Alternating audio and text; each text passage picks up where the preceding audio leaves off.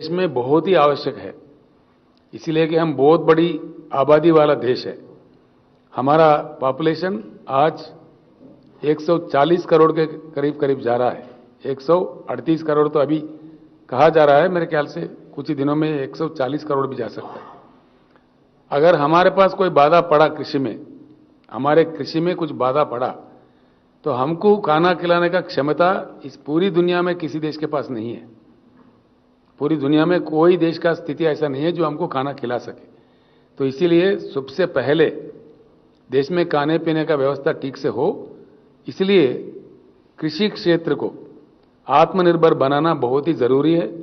इसीलिए मैं प्रधानमंत्री से आग्रह करता हूं बहुत विनम्र पूर्वक कि कृषि क्षेत्र को, भारत के कृषि क्षेत्र को, भारत के किसान को सबसे पहले टॉप प्रायोरिटी में आत्मनिर्भर बनाया जाए। ये बहुत ही अहम मसला है, इसको कोई दूसरे तरीके से नहीं लेना चाहिए। इसको सक्षम तरीके से, एक पॉजिटिव तरीके से, लोकतंत्र में हर किसी का डिमांड होता है, ये अच्छा डिमांड है और सारे देश के हित में है, हमारे किसान के हित में है। अगर प्रधानमंत्री जी किसान के हित चाहते हैं तो किसान को और कृषि क्षेत्र को, दोनों को आत्मनिर्भर बनाना चाहिए। इसीलिए हम ये डिमांड कर रहे हैं। तो తర్వాత అదే విధంగా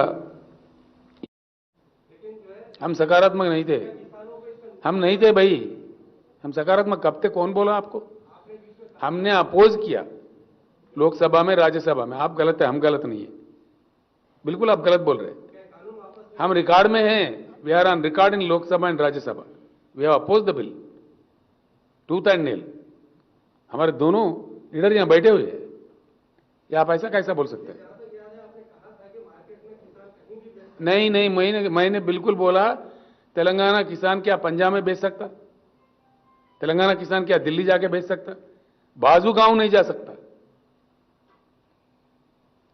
क्या सूर्यापेट वाला भुवनगिर जाके बेच सकता? ये गलत बात है, बिल्कुल गलत, 100% गलती था।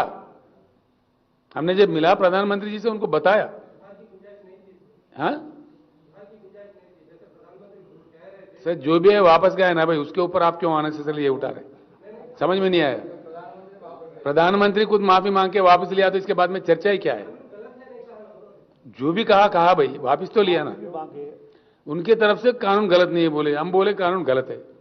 जिस किसी भी तरीके से कानून को वापस लिया गया, खुश रहो और क्या।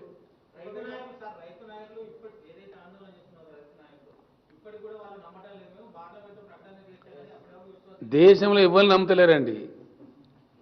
ఇది ఎన్నికల స్టంట్ అని అనుకుంటున్నారు. 5 రాష్ట్రాల ఎన్నికల కోసం అవలంబిస్తున్న స్టంట్ అనుకుంటున్నారు తప్ప ఎవ్వరు నమ్మతలేరు. అందుకే మేము ఎంఎస్పీ డిమాండ్ చేస్తున్నాం కదా. డెఫినెట్గా ఎంఎస్పీ కోసం చట్టం తెమ్మంటున్నాం. Minimum support price, maximum support price కాదు. దానిలో ఏముంది? నేను చాలా చాలా మంచిగా చెప్పాను ఇంతకుముందు.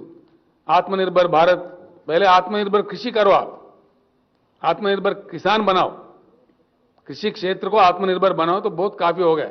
देश खाने पीने के लिए किसी को लाचार बेचार नहीं रहेगा। Thank you.